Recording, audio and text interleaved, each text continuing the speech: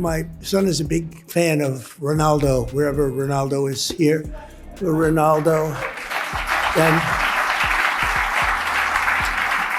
And Barron got to meet him, and I think he respects his father a little bit more now, just the fact that I introduced you. So I just want to thank you both for being here. Thank you very much. Really an honor. Portugal's football icon, Cristiano Ronaldo, has thanked the U.S. President Donald Trump after being personally invited to the White House, where he was presented with a symbolic golden key during a high-profile state dinner held in honor of Saudi Crown Prince Mohammed bin Salman. The Portugal captain and Al Nassr forward attended the black tie event in Washington as one of the distinguished guests, sitting near the front of the East Room while Trump and the Crown Prince addressed dignitaries from both countries. Ronaldo's presence reflected his prominent role in Saudi football since joining Al Nassr in 2023, a club owned by the nation's public investment fund. After the dinner, Trump welcomed Ronaldo to the Oval Office the following morning, presenting him with a golden key to the White House in what the administration called a symbolic gesture of respect. Ronaldo said he was touched by the honor and publicly expressed his gratitude to the U.S. president for his hospitality. The White House website has a full, curated gallery of the GOATs meeting. The White House even posted a video of the two of them walking and sharing an endearing moment. Thank you, Mr. President, for your invitation and for the warm welcome you and the First Lady gave me and my future wife, Georgina. Ronaldo wrote on Instagram. The footballer later posted several photos on Instagram capturing his moments with Trump, including a viral selfie from the dinner alongside some of the world's most influential figures, such as Elon Musk. During his speech at the dinner, Trump praised Ronaldo's global stature and mentioned that his youngest son, Barron, is a big fan of the five-time Ballon d'Or winner. Barron got to meet him, and I think he respects his father a little more now, just because I introduced you, Trump said. So I just want to thank you both for being here. Thank you very much. Truly an honor. This room is loaded up with the biggest leaders in the world, business, sports. You know, my son is a big fan of Ronaldo, wherever Ronaldo is here. Ronaldo. And Barron got to meet him, and I think he respects his father a little bit more now, just the fact that I introduced you. So I just want to thank you both for being here. Thank you very much. Really an honor. But I want to thank everybody because you have the biggest business leaders in the world. You have the biggest leaders politically anywhere in the world. And I think it's a group that maybe to this extent has never come together quite like this. I only wish we had about 2,000 more seats. We would have filled every one of them 2 times over. But very soon you'll be having that. And we'll have to do another one in about 2 years from now. But we really do. We appreciate it very much. It's a special privilege to welcome His Royal Highness to Washington this year as we mark the 80th anniversary of the first meeting between U.S. President and a Saudi king. 8 decades ago in 1945, President Franklin Delano Roosevelt met with the Crown Prince's own grandfather, the founder of the Saudi Arabian incredible country, and that was King Abdul Aziz on the deck of the U.S. Navy cruiser, and a beautiful one at that. It has become known for that meeting all over the world.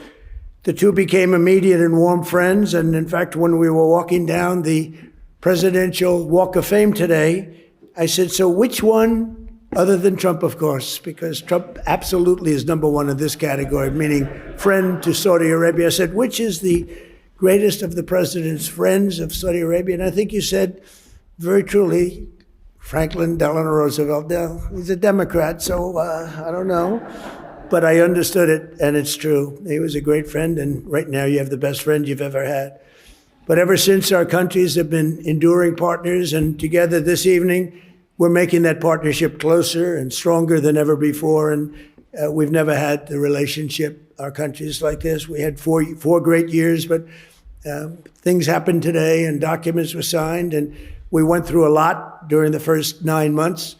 And we have a very different Middle East than we had when I first came into office, like I would say day and night.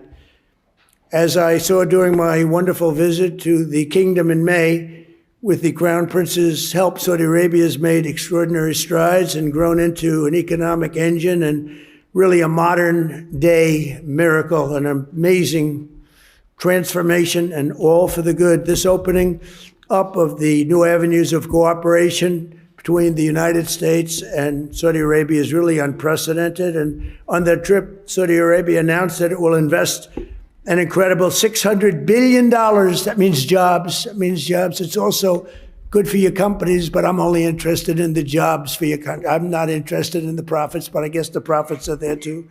But $600 billion in the United States.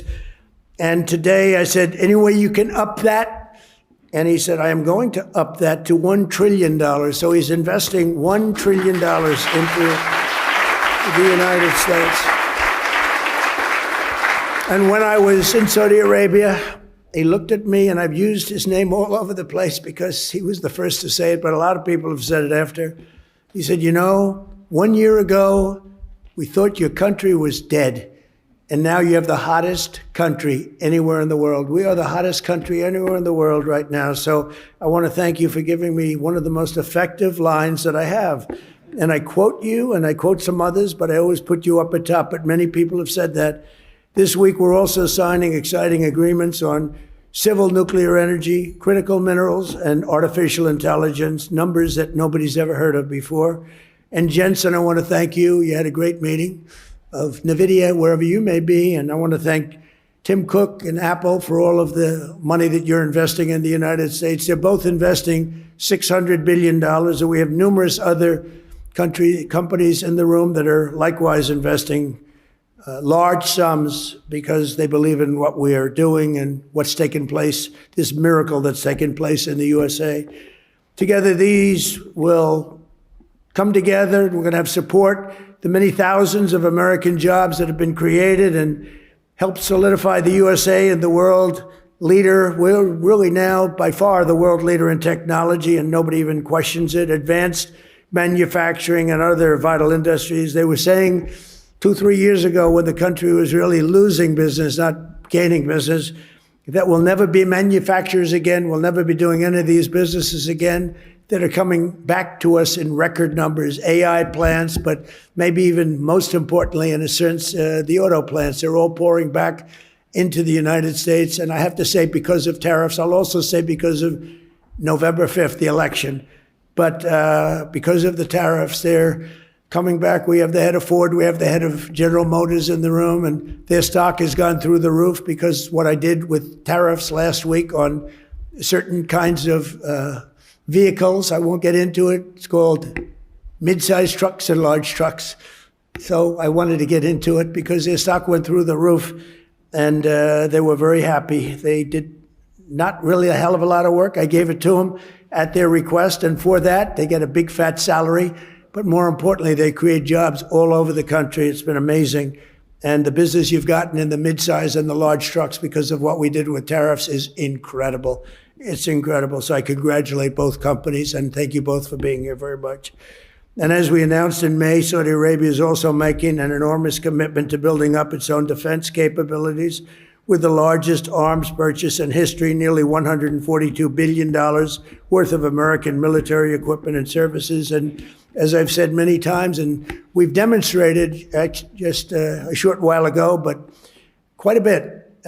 We make the best military equipment in the world by far. We make the best jets, the best missiles. We make the best military equipment in the world. There's nothing even close.